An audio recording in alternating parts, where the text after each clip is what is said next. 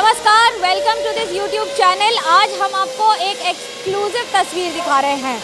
मैं आज हूँ बाबा काशी विश्वनाथ की नगरी वाराणसी में। वाराणसी की बदली हुई तस्वीर आपने बहुत जगह देखी होगी, लेकिन इतनी डिटेल में और इतनी सारी बातों के साथ आज पहली बार आपको दिखा रहे हैं।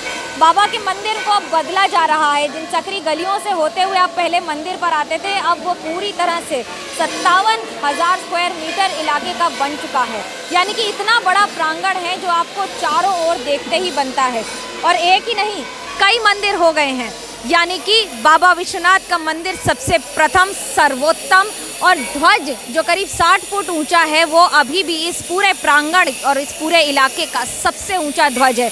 ये खासियत है इस मंदिर की, जिसे अब एकदम नवीन अंदाज में पेश किया जा रहा है। प्रधानमंत्री नरेंद्र मोदी यहाँ से सांसद हैं और उन्होंने वादा किया था कि इलाके और शहर की तस्वीर बदलेंगे, और उसमें सबसे बड़ा ये काशी विश्वनाथ कॉरिडोर, काशी विश्वनाथ धाम जिसे आप कह सकते हैं, अब नए अंदाज में तैयार है 13 दिसंबर को सबके सामने। लेकिन पहली और सबसे एक्सक्लूसिव तस्वीर हम आपको इस चैनल पर दिखा रहे हैं मंदिर में। यानी कि अभी जो मंदिर आप देख रहे हैं, ये है भुवनेश्वर जी का मंदिर। भुवनेश्वर जी का मंदिर के साथ साथ दूसरा मंदिर आता है तारकेश्वर जी का मंदिर।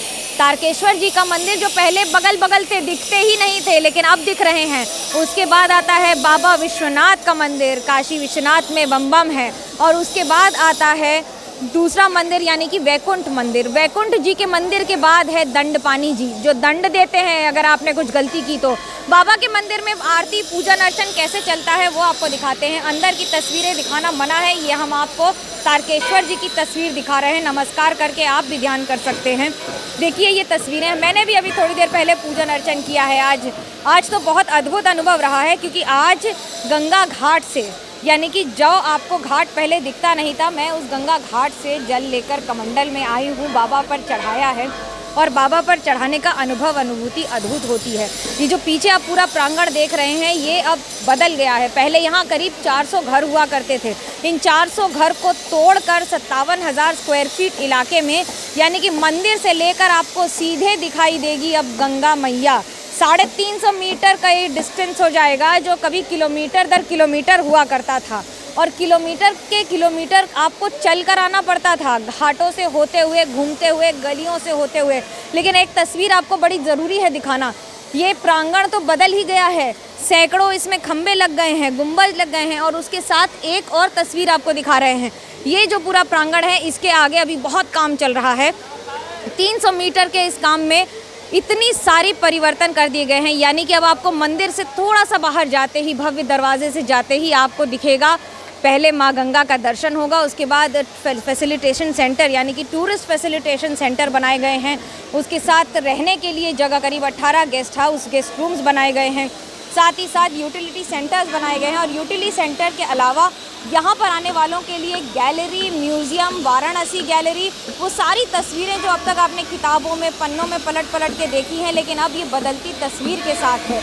आपको हम नक्काशी का काम दिखाएं, इतनी महीन नक्काशी की गई है और ध्यान रखा गया है। देखिए ऊपर से पानी निकालने के लिए नालियाँ भी जो बनी हैं, उसको भी गौमुख जैसा या फिर सिंहमुख जैसा रखा गया है।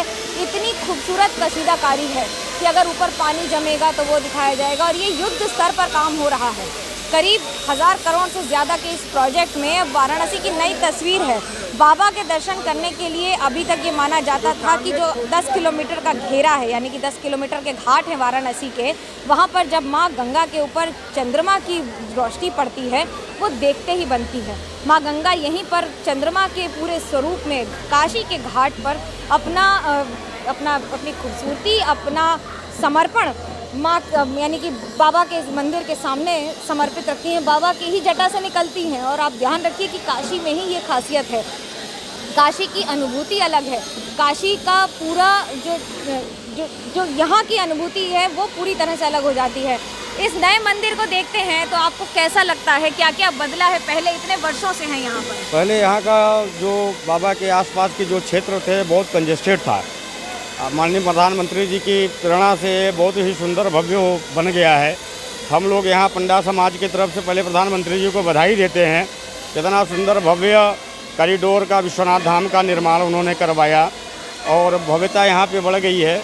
और बाबा विश्वनाथ जी की कृपा माननीय प्रधानमंत्री जी के ऊपर सदैव बनी रहे। जो ध्वज है इसकी खासियत क्या है, अंदर दर्शन की खासियत क्या है? पहले मंदिर और गंगा एक साथ नहीं दिखते थे, अब दिख रहे हैं। पहले यहाँ पे कहा गया गलियाँ यहाँ की फेमस थी, एक गली से कई किलोमीटर तक का सफ़र लोग तय कर लेते थे। अब वो गलियाँ जो है हट गई और वो गंगा घाट से जो कॉरिडोर का निर्माण हुआ है स्वयं एकदम बाबा विश्वनाथ जी के धाम तक आएगा। यात्री भी इससे बहुत खुश रहेंगे और यहाँ के स्थानीय लोग भी बहुत खुश हैं। आप कैसे देखते हैं इस नए परिवर्तन को? पहले तो मैं नरेंद्र मोदी जी का बहुत बहुत धन्यवाद देता हूँ कि कॉरिडोर का भव्य निर्माण करवा रहे हैं। आदरणीय मोदी जी के देख रहे हैं जो काम चल रहा है, काफ़ी विकास के लिए चल रहा है, ये जनता के लिए भी चल रहा है। आपके लिए क्या अनुभव है ये, क्योंकि आप तो इतने वर्षों से हैं लेकिन काशी ऐसा दिखता नहीं था मंदिर पर? नहीं, हमारे लिए बहुत अच्छा अनुभव है, हमारे लिए बहुत अच्छा अनुभव है। मोदी जी को इसीलिए तो मैं बधाई दे रहा हूँ। मैं मोदी जी को इसलिए बधाई दे रहा हूँ कि हमारे तो समाज के लिए जो किए मोदी जी अपने तरफ से सरकार तो कर रही है। उन्होंने नीलकंठ तिवारी जी ने मेरे समाज के लिए बोला भी है, कॉरिडोर में स्थान के लिए भी।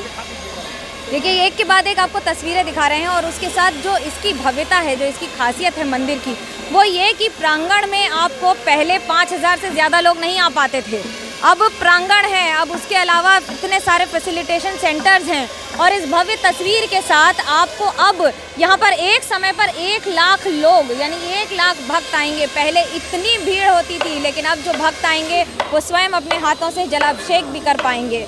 यही है नई काशी की तस्वीर, यही है नई काशी की शुरुआत, यही है नए वाराणसी की नींव, यही है नए वाराणसी की तस्वीर। कैमरा पर्सन सूरज दा के साथ मनोज्ञा लोईवाल इस यूट्यूब चैनल के लिए।